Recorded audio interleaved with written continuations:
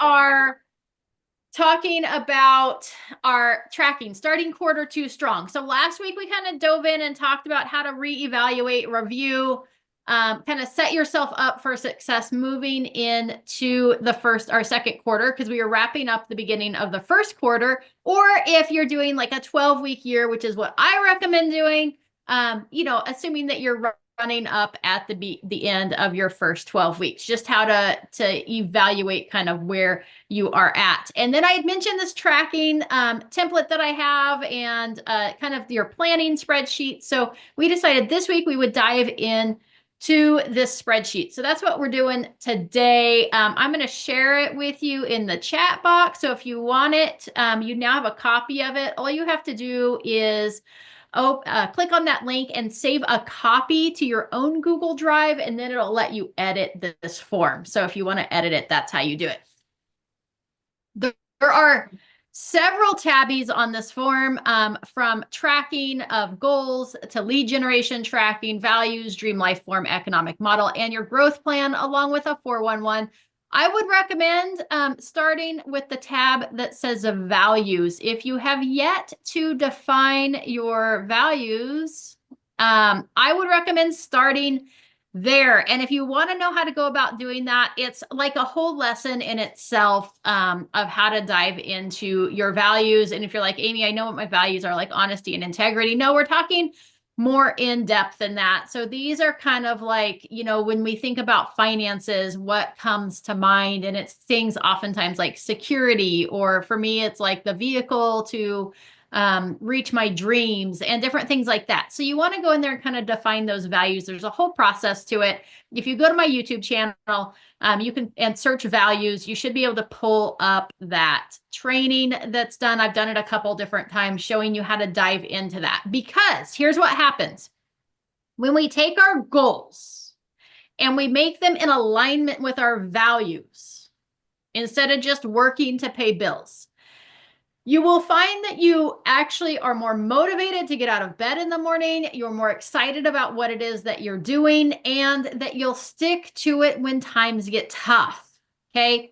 For me, one of my main values that runs between almost all areas, it probably runs between all areas, not almost all areas, but it's probably all areas, is fun. If I'm not having fun in my business or my job or my relationships or my physical health, I'm out. I lose the drive to continue on. And it took me a while to figure that out. So what I've learned is, even if like what I'm doing business-wise isn't fun, if I build fun into my week and my schedule, some personal time to go horseback riding, or to go hang out with people or friends, or play games, or do whatever, then knowing that I have that time set aside to have fun keeps me motivated and focused on my business. In fact, the first year that I sat down and did my values and realized that fun was part of my value system, I actually worked less and made more, because I was more focused during the time that I was working, because I knew that the fun was coming. Okay, so just kind of keep that in mind. I would spend some time on your values. Okay, second tab that I would move towards is the dream life form. Okay, so that's this form here. And this is where we're going to put in, this is where we set up our goals. Because a lot of time when we come, especially when we talk to real estate agents, we go, what's your goal this year? What's your income goal? And they go, oh, I want to make $100,000 or $150,000. But it's not really tied to anything. It's just tied to the fact that sounds like a good number. Like at my previous job, I was making $45,000 a year, and I should be making more doing real estate. And everybody says you should make $100,000 a year as a real estate agent. Well, you can make a lot more than that, just for the record, or you may need less than that. You may be like, I'm good with like $50,000 a year. I'm not the primary income winner. Everything that I have is paid off. Like, I don't need that much money, and I would rather go have fun than spend my time selling houses all day. That's totally okay too. So what we're going to do on this sheet is, on the top half of the sheet right here, this is your life by design. Okay. This is what we're going to do. Like, what do you need? Hold on. We're going to back up. We're going to start down here at the bottom. Okay. This is your business expenses. What are your business expenses? What are your marketing expenses on a monthly basis? Do you have any salaries or benefits or payroll? Do you have an admin, right? Anything that factors into that? What are you spending on lead gen on a monthly basis? Your occupancy would be like if you have an office or a desk or something that you rent, you would put it there. Technology and communications would be like if you pay for a website or a CRM, or if you're working from home, that might be your internet bill, right? Education and coaching would be like if you're planning to go to summits in November, or if you have a coach, or if you are going to attend some classes that you have to pay for, that falls under that education and coaching. Supplies, self-explanatory, like your envelopes and your printer ink and things like that. Your auto and insurance can go in there, your equipment and furnishings, and then anything else. Keep in mind too, like I don't have dues here. Let's add it. We're going to say dues here. So that would be like your annual car dues, your berries dues, although technology and communication berries, your MLS dues would fall underneath that. Could also fall underneath marketing. So just know that we need to think about those things that we only have to pay once a year, our E&O insurance, right? So we might put insurance here. Right. So your occupancy could also encompass like the monthly office dues, right? To be part of the office. And you can add more lines in there. So you just want to make sure that we put things in there. If your monthly total for your office expenses or your business expenses comes out to less than $1,000 a month, okay, I would recommend rounding up to $1,000. If it's over $1,000, go with what you have. But if it's less than 1,000, especially like as a new agent, oftentimes we're not spending that much. But we would want to maybe round up to 1,000 if your monthly total on business expenses is less. Okay. And that's just to provide that buffer, because as we're boosting our business, if we're going from like no transactions right now, so my monthly expenses are minimal, right, to 12 to 18 to 24 transactions a month, we're going to be spending more on things. Okay. It's just going to happen. And so we want to make sure that we're set up for success. So I would say fill in your actual expenses here, but if it totals out to less than 1,000, I would fill in this monthly total to $1,000. Okay. If it's over 1,000, leave it at what it's at. Any question on those business expenses? Okay. I do have the chat box open too, so I can see in the chat. Iris, let me throw the link back in the chat, because since you just joined, oh, that's the wrong link. Hold on. Give me just Amy, can we a say second. That way, because I think once somebody joins, they don't see the old chat. Yes? Are we able to, so how do I save this? I just put it into my personal Google Drive. Is that how this will work? Yeah, so yep. So if you open it up, what you want to do is you want to go into the file and then go save a copy. Got it. Save and then copy. once you save a copy, you should be able to edit it. Got it. And there it is in the chat box again.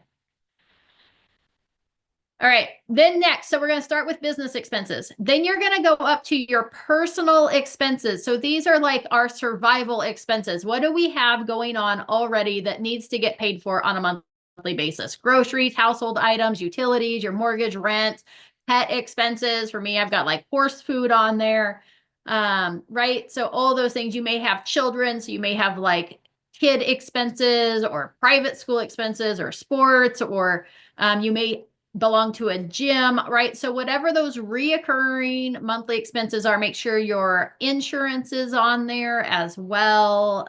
If you have like health insurance or car insurance or whatever that might be. So factor that all in. So that's all going to go under your personal expenses. What's it take to like keep your household afloat and keep a roof over your head on a monthly basis?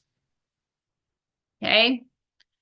These yellow boxes are the ones you fill in. The green boxes are the ones that auto calculate. Okay. It's going to give us a monthly pre-tax total here. And then it's going to factor in a tax amount.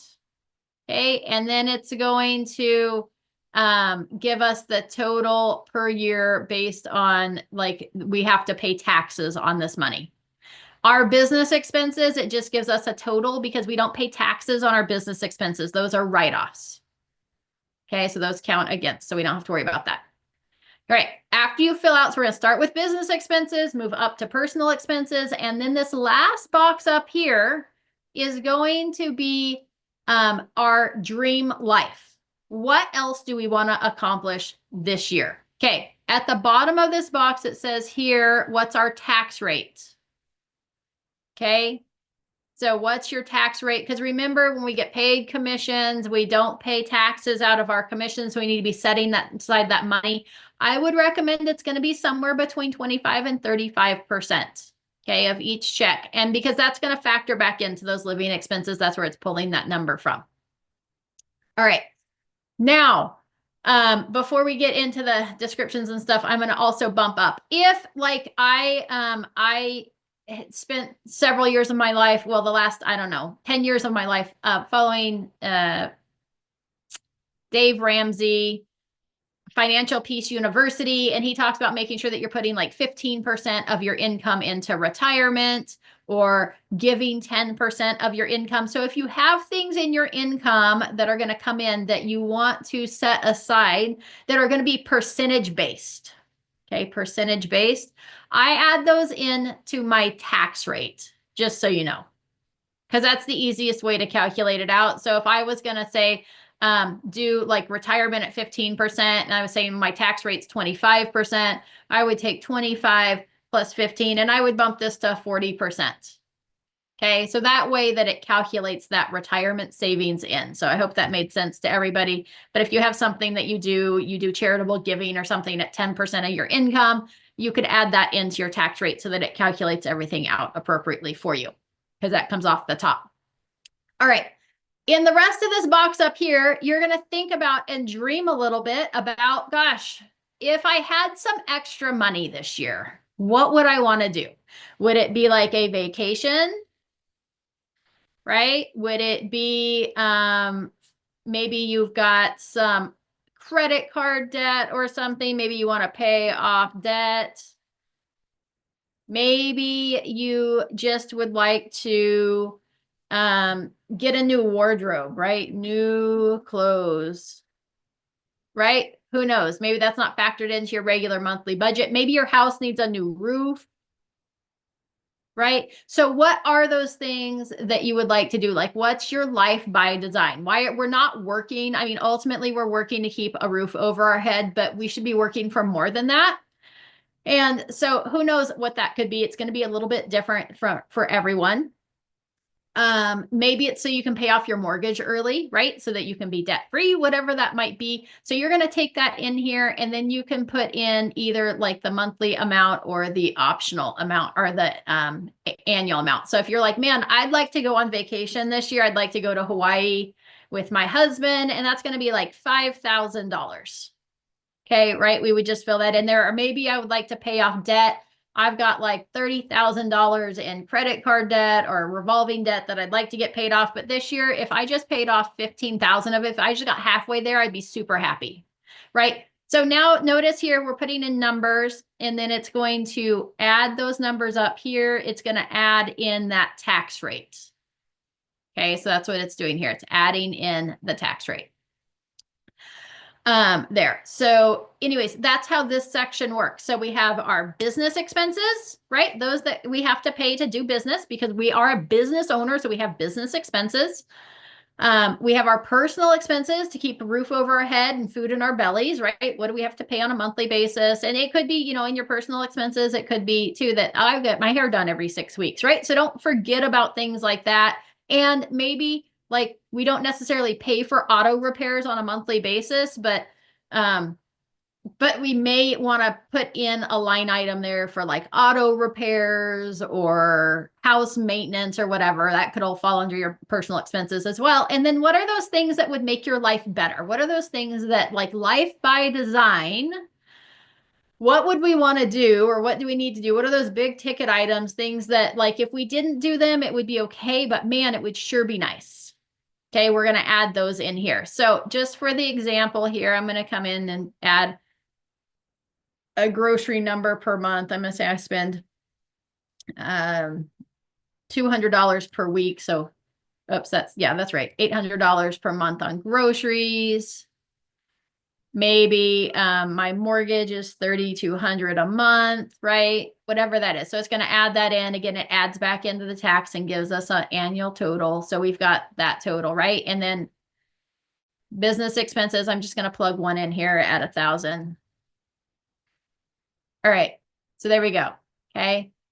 Then what it does is it takes all of those items and it's going to add them all up over here. Okay. So we've got this and our personal expenses and our business expenses are this first line. Okay. And then it's got our life by design item. That's anything we put in this top box up here, and it totals them together. Okay. So now what we need to do is you need to figure out what your average gross commission is. Okay. So what's your average gross commission? And if you have transactions, it's really easy to look over your transactions and figure out, oh, I did 2 transactions at one was this much, and my gross commission, which is before anything gets taken out of that commission, what is your gross commission? So before any fees or anything are taken out, what is that?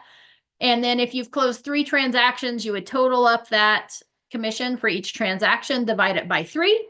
If you don't have any transactions, then we may want to go to, well, our general area, our service area is Solano County. The median home price in Solano County right now is, I don't know what it is off the top of my head, but we'll say 620,000. And if we go 620,000 times whatever your average commission rate is, remember commission, there's nothing set. There's no average for each person or for across the board. It's just per person. For the sake of this example, I'm just going to plug in 2.5%. Okay. I'm not saying that that is the standard or anything like that. I'm just need a number for this example. So based on the average home sale price in the area that I service, and based on like what I think might be my average commission or what I'm going to ask for from my clients, that would be my average gross commission per transaction. Okay. And then what it's going to do is it's going to say, hey, for my basic survival, business and personal, based on this average commission, I need to close 5 transactions. Okay. And based on my survival here, my life by design, sorry, where I would like to be, that debt that I want to pay off, that vacation that I want to take, I need to close 2 more transactions for a total of 7 transactions. Okay. Why do we take the time to do this way instead of just picking a number out of our head for our goal for the year? It's because when we just pick a number off our head and we just say, hey, 100,000 sounds good. That's more money than I've ever made in my life. I would like to make 100,000. What happens is that subconsciously, when we reach what we used to make at our previous job of 50,000 or 45,000 or what the most is that we've ever made, because we haven't tied that 100,000 to anything. It's just, oh, that would be nice. We quit. Okay. And it's not a conscious decision. It's subconsciously we quit. And if you think I'm crazy, I try it. Just pick a number out of the sky. Don't tie it to anything. When you get to kind of where you need to be, or what it's kind of like, I can pay my bills now. I'm okay. Like you will you'll take the foot off the gas. It's a subconscious decision. It's just something that doesn't, it's just a mental thing. Your mind is so powerful. But if we take this and we tie it like, here's what I need for my monthly expenses. Here's what I need for my business expenses. And then I'd like to make some more because I'd really like to go on vacation. And when I say vacation, I'm not just saying, hey, just say vacation. Like, think about what that vacation is. Man, I would like to spend a week on Kauai. I'd like to take those tubes down the Sugar Canal. Like, here's what my vacation is going to look like. And the cost to be able to do that is going to be $5,000, right? So it's not just like pick a number off your head and hope it comes true. We're actually going to like visualize and put in writing what that is. What is that vacation? What debts are we going to pay off first? Okay. If we are wanting new clothes, what's the cost for those new clothes? What stores are we going to go shop at? How many pairs of pants or dresses or, what are we getting? So we're right. Or maybe you're like, man, I'd like to get married. Me and my significant other, we've been together for a long time. We've been engaged or we've been talking about it. But what's holding us back is we don't have money for that wedding. right? Start dreaming about your wedding. Put a number on there. What's it going to cost you to get married? Oops, probably more than that. Let's add a 0, right? And then dream about what that wedding's going to look like. Okay, we need to visualize what we're working towards to keep us going, because I guarantee you over the next 3 quarters of this year, you're going to hear no 70 billion times if you're doing this right, and you're going to get discouraged, and you're going to need something that's going to keep you pushing forward. Also, once we hit those 5 transactions and we close 5, which takes care of our monthly expenses and our business expenses for the year, what's going to keep us going on so that we actually achieve what else we want to achieve? We've got to name it and label it. Okay, does that make sense to everybody? Thumbs up, thumbs down, chat box, unmute yourself. I got a thumbs up for myself.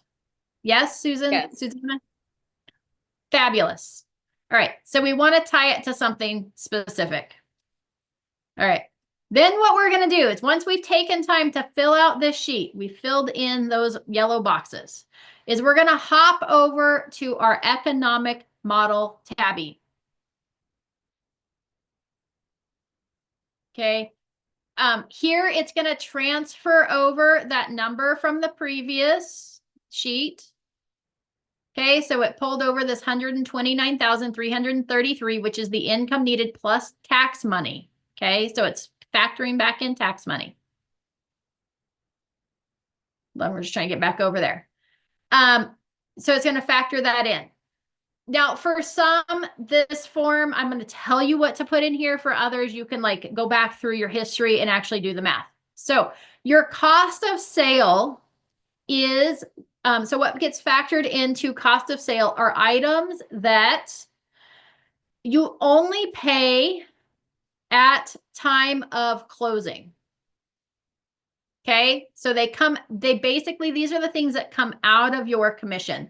So if my average transaction is, 620,000 and I need 7 transactions to hit my goal, my cost of sale there might be my transaction coordinator fee. So maybe I've got, 7 times 350. I don't know what the transaction coordinator fee is currently, but we're just going to go 7 times whatever your transaction coordinator fee is, 350, which is $2,450. That would be a cost of sale, because we only pay our transaction coordinator when we close a transaction. And then maybe we have like our transaction fee that we're going to pay for to Realty One Group per each transaction. And I don't know off the top of my head what that is for 620,000 based on what I'm saying my average sale is, but I'm just going to go 795 times 7, which is 5,565, right? So those are really, like, for the most part, those are going to be our main cost of sales, unless you're like part of a team or you have agents working underneath you, then those might factor in as well. So I'm going to take that 5,565, which was the calculation for my transaction fee per transaction, times the 7 transactions that I need to close. I'm also going to add in my transaction coordinator fee. So I'm going to put in 8015 here. Okay, we're going to factor that in. Then what we're going to do is we are going to figure out our ratio of buyers to sellers. Okay, what percentage of your business is buyers and what percentage of your business is sellers? If you're a new agent and you don't know what your ratio is or is going to be, because you haven't closed anything yet, if you've closed like more than 12 transactions, you can go back and look at those and figure out what that ratio is. If you haven't, then I would go with a 25% for sellers and 75% for buyers. As soon as you fill in the seller one, right? So if we bump this to 30%, it's going to automatically calculate out our buyers for us. So, right. So we're just filling in those yellow boxes. All right. Then we want to figure out what is our ratio of listings taken to listings sold. Right? Not every listing closes. If so far in your real estate career, every listing you've ever taken has closed, then you're doing fabulous, but you're not doing enough transactions. I promise. You need to do more transactions because you're going to have one that the seller decides not to sell, or it just sits, or something happens, right? So what's your ratio? For most people, I would say, so you're going to be somewhere between like an 80 and 90%. Like once we get that listing agreement signed, the chance that it's going to actually close escrow is probably close to 90% or 80%. Okay, line number 5 is listing appointments gone on to listings taken. So, right, this is why we need to be tracking all these things, which we'll talk about here in a little minute. But this is, hey, every time I show up to a listing appointment, how many times do I walk out with that signed listing agreement? Okay. For some people, this may be like 100% right now. I recommend never putting 100% there. As we're increasing our business, reaching out to more people, your business may have been so far, like I've talked to, just people that are friends and family. And so I've got 100% there. As we start adding more people to our database and talking to people that we don't have a solid relationship with, we're going to walk out without a signed listing agreement every once in a while. I would recommend here, if we don't know what your ratio is, that you put in like 75%. Okay. For every 4 listing appointments I go on, one of them doesn't sign. Okay, the next one is for buyers. Buyers taken to buyers sold. So how many buyer agreements are signed, right? Buyer representation agreements get signed, and how many of those actually close escrow on a property.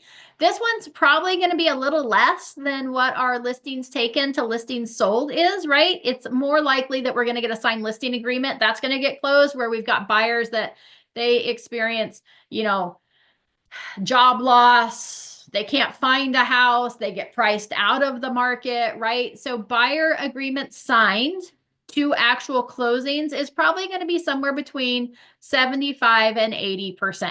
You can kind of decide what you want to put there if you don't have your own numbers to go off of. And then buyer appointment gone on to buyer signed, right? This is how many times do I have a buyer presentation that shows up? How many times do I schedule those? They show up and they sign, or they don't sign. Okay.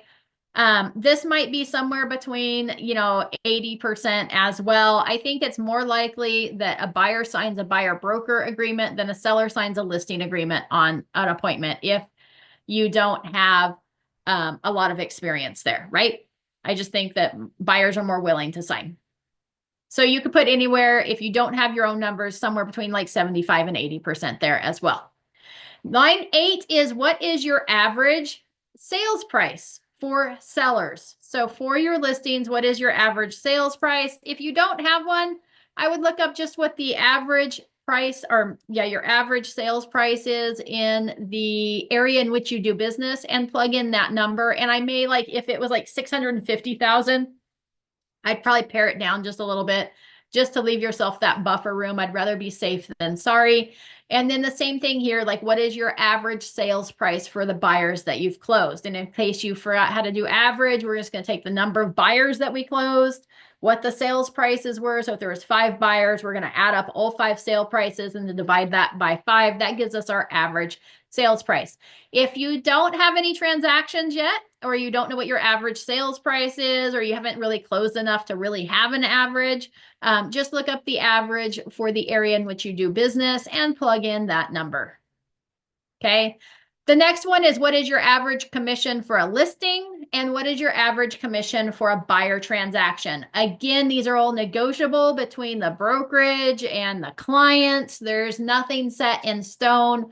For example, I do have to plug in numbers. So I'm not saying that this is what you should have or what it should be or anything to that effect. In fact, I would almost say, like, average commission for buyers now, we have more freedom. It's probably going to go up a little bit, but we're just going to leave, I'm going to leave those numbers in there just for our example, because it doesn't work without those numbers. All right. So here tells us kind of where we need to be.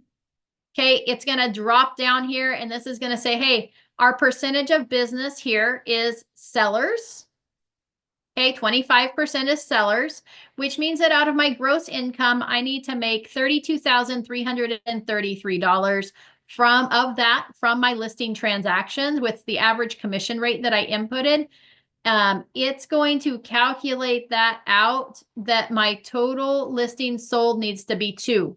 Okay, I need to have 2 closed listings in order to hit my goals. My conversion rate being up there at 90% of listings taken to listings closed still keeps me at 2.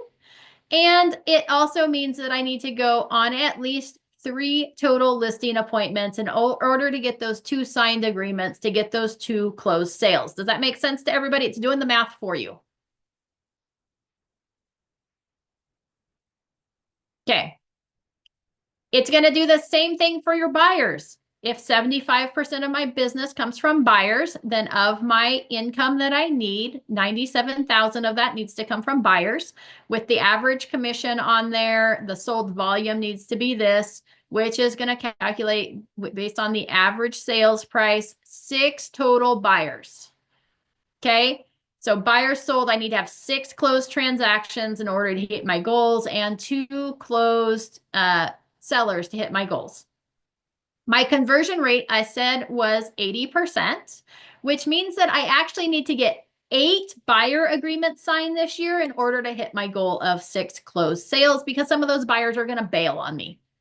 Okay. It also means because I've got an 80% conversion ratio of sitting down with a buyer to a signed agreement, I actually need to sit down with at least 10 buyers in order to get 8 signed agreements to result in 6 closed buyer transactions. Is this making sense to everybody how this works? Okay. I'm going to assume it is. Yes, we got a thumbs up from Iris. Thank you, Iris. So it's going to do all the math for you. So if we look at, oh my gosh, I've got to make 129,000 this year in order to reach my goals. If we look at it that way, that feels a little bit overwhelming. But when we start breaking it down to how many listing appointments I need to go on this year in order to reach my goals, or how many buyer appointments I need to have, well, gosh, that's like 1 appointment a month. I can have 1 appointment a month, right? Like that makes it so much more manageable when we break it down to the total number of appointments. Any questions on there before we move on? No. Okay. The growth plan, Tabby, just so you know, this is just, hey, what am I going to do each month to move my business or my personal life forward? Like, do I have an accomplishment that I want to meet this month? So maybe we're in April. So for our personal goal this month, it may be like, I want to work out, I want to walk 60 miles this month in order for my personal goals. Like that's going to help me grow as a person, to spend time making sure that I walk 60 miles this month.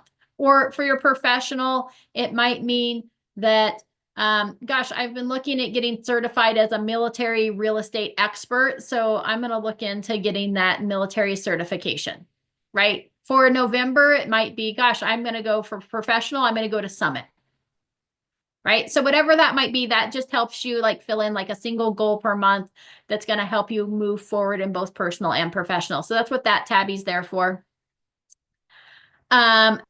The 411 tab, I'm just going to work my way to the end here real quick so you can see it. The 411 is set up that what it does is you take your goal for the year, right? So here's my annual goal. So for real estate, your annual goal might be like 8 I would say like on this example, it'd be 8 plus transactions, because we can always close more than 8, right?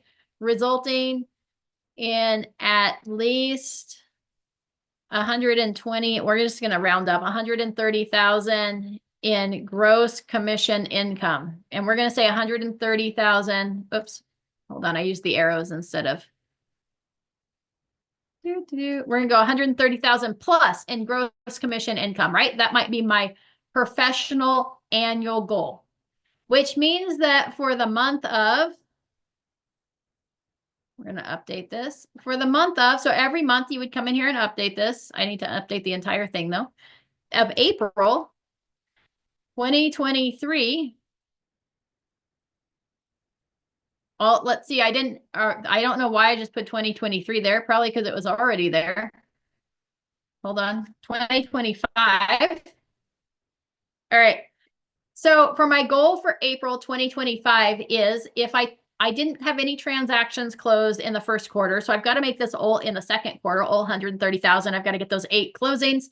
But I realized that if I take 8 and divide it by the number of months left, which would be 9, that's probably not realistic either, because it's going to take me a while to get systems and processes in place that I'm not doing yet. So my plan for April is I want to get 1 signed listing agreement. No, in fact, I don't even want to do that in April. I just want to get 1 buyer agreement signed. I want to get 1 buyer into contract. Okay, so we're just going to say, we're going to aim for 2 buyer appointments. We're going to say, hold on. We're going to be consistent here. 2 plus buyer appointments, which is going to equal 1 plus buyer in contract. Okay, that's my goal for this month. What systems do I need to put in place in order to do this? You're like, Amy, I know you talk about database all the time, but yeah, I still don't have my database set up. So I'm going to get all contacts into database. That's my goal this month. Right? And then what do you need to be, do, know, or have in order to make that happen, right? For the month of April. And it might mean that, gosh, I need to choose a database. I need to find all my contacts, right? What do you need to do in order to make that happen? And then what you're going to do is this week. So each week you would come in here and review this and go, okay, what am I going to do this week? And this week it might be, gosh, I'm going to make sure I get, at least 50 plus contacts into database. Okay, right? So we're just like breaking it down on a weekly task. And my goal this week is to call people. No, we're going to host open houses. So OUSES. We're going to do at least 6 plus open houses. Hold on, we're going to move that over here.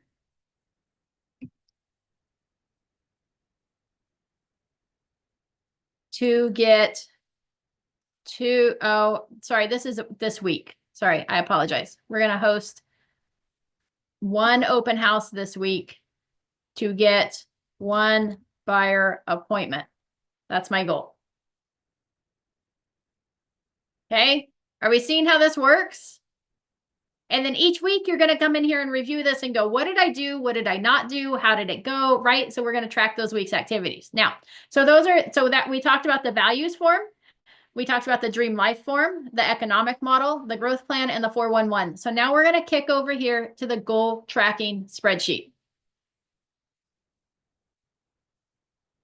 Okay, our goal tracking spreadsheet has already taken, because we filled in our dream life form and the economic model, it's already taken that information to put in the goals.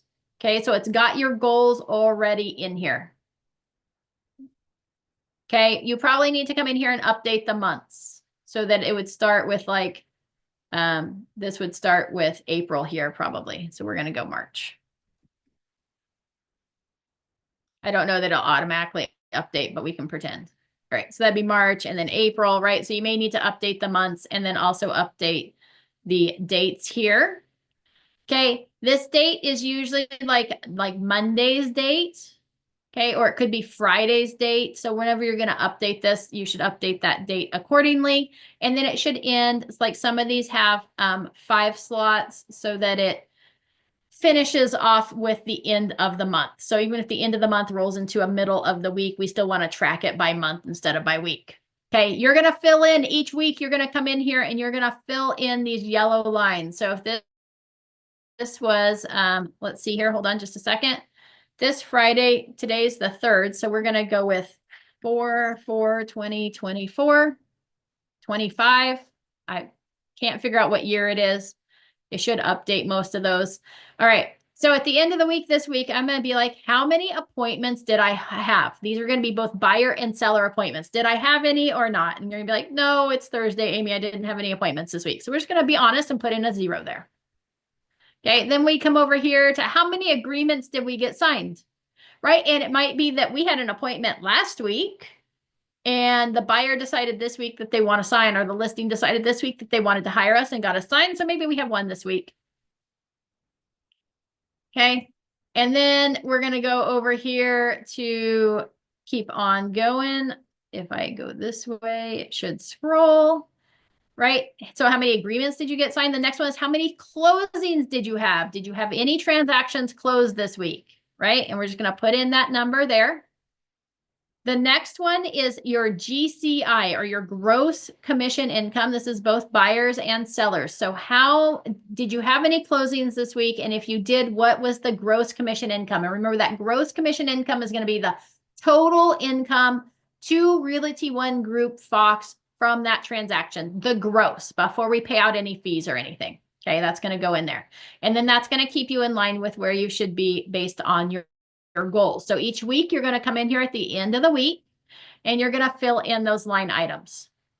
Okay. Then if we keep scrolling along, you've got a place where you can meet and put in commitments. Okay. So like this week, you would be like, what's happened since last week? Well, I defined my goals. Yay. Right? What business challenges are you currently facing? I have no database. Right? What personal challenges are you facing? My childcare quit. Right? Whatever might be in there. What should you focus on to move you forward? Oops, hold on. I'm figuring out how to use my mouse. You might be here like, let's see, I need to find new childcare. And I need to, sorry, control return. I need to identify database. How will we know when we've succeeded in moving forward? I will know what database I'm using, and I will have someone for childcare at least 20 hours a week, right? Whatever that is, I'm just throwing out some examples there. Okay, and then in our next one, if we have any active listings, we can track. So just so we make sure we're keeping track of what listings we have listing agreements signed for. If we have anything pending, we would put in what we have pending here in this next box. I always am scrolling the wrong way. And then our pipeline, right? So these would be listings that are actually like on the market. These would,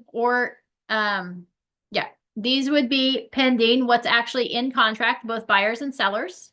And then our pipeline here would be our buyers and sellers that have signed buyer agreements or listing agreements, where it could be a coming soon listing, or it's not ready to go on market listing, right? Something that they've signed the listing agreement, but it's not actively on market.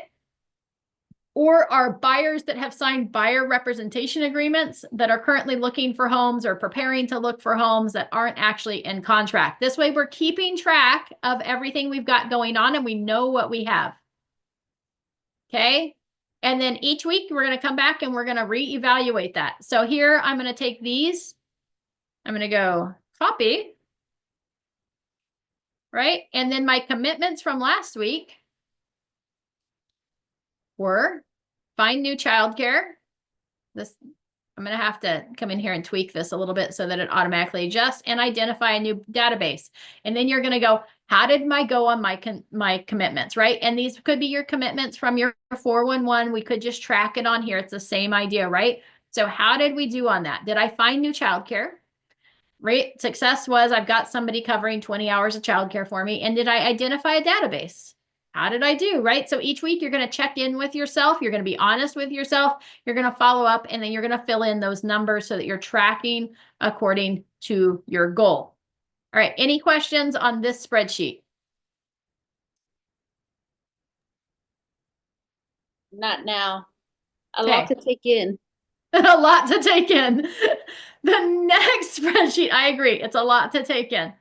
The next spreadsheet is your lead gen tracking form. Okay, this is just set up as like some lead gen ideas, right? So if you attend any of my lead gen trainings or any of my trainings, you've probably heard me say, hey, you should have 5 different legs of lead generation or 5 different types of lead generation. The first one should always be your database. You should be diving into your database. You should be making at least 30 plus connections with your database per year in order to yield the results that you want out of that database. So there's lots of trainings on that on my YouTube channel. I promise they're there. So plug into that. And, but we need to be tracking those actions. So how many calls did you make from people that were already in your database? How many conversations did you have, right? If I dialed 50 numbers, how many people actually picked up the phone and I had a conversation with them? How many text messages did I send? How many people replied to those text messages? How many people did I interact with on social media? How many people actually replied to me? Right? So how many did I like reach out to on social media versus how many actually responded back? Did I deliver any pop buys? Did I get any referrals or did I set any appointments from my database, right? So each week we're going to be tracking these numbers and you can change up what you're tracking. It's totally okay to do that. But that's the first one, your database. Second one, your second method of lead generation that everybody should have is generating leads from existing listings. So anytime you have a listing, you should be generating leads. My goal was always 3 leads per listing, right? So how many active listings did you have? If it's 0, then your leads from listings is probably going to be 0 all the way across, and that's okay. If we have a listing, then did we get any sign calls? Did we send out any mailers this week? Did we host any open houses? Did we make any phone calls for circle dialing? How many social media posts did you make about that listing, right? How many leads from all those activities, how many leads did you add to your database? It may even be too, it may be instead of like, how many calls did you make? It could be like, how many doors did you knock? Right? And then how many leads did you add to your database, right? How many names did you add to your database from this process? And how many appointments did you set?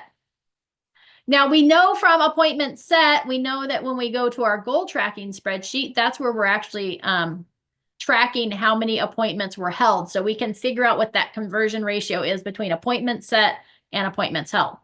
But so each week we want to be tracking that.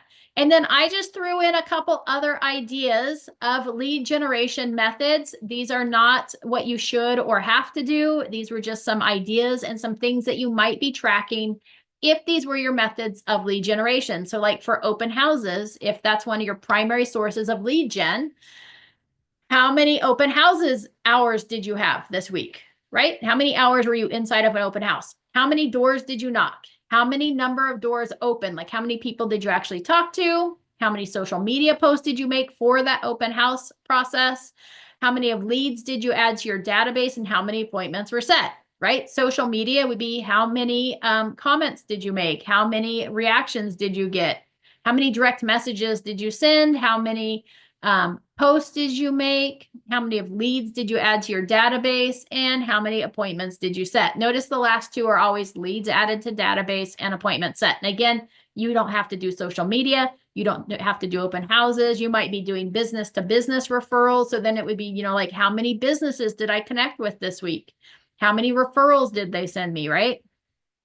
If you're doing a farm, it might be like, how many doors did I knock?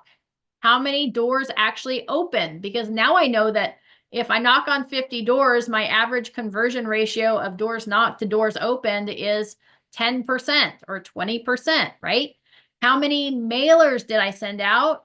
How many mailers did I drop off on people's doorsteps? Did I do an event or a pop by? Did I add any leads to my database? And how many appointments did I set? Right? So whatever your lead gen methods are, that's the point of this one, because we want to know if we know that every 50 doors that we knock, 10 open, we have a conversation, and it takes me, right? We figure out that, gosh, I've got to get 30 open doors to get an appointment set. Then we know that in order to get the number of closings that we want, That's 150 doors to get 30 open to get that appointment set. So we just need to make sure that we're knocking on enough doors in our farm or spending enough time in our farm. It may also be that, gosh, we've got to change the conversation that we're having, right? But this is going to help us identify where our success is and where our problems lie. The next section here is similar to the last spreadsheet. When it comes to lead generation, what worked well? What worked, right? And then our next one is what didn't work well. So what worked and what didn't work? What do you need to change? And what should you focus on next week? So for our lead generation methods, what worked, what didn't work, what should I change, and what needs to be focused on? Right? So at the end of each week, we're going to do this evaluation as well. I would recommend you probably want to keep track of some of these numbers when it comes to lead gen almost on like a daily basis. We should be tracking those at the time that we're lead generating. So that is the tracking and goal tracking and lead generation tracking spreadsheet. Questions, thoughts, ahas?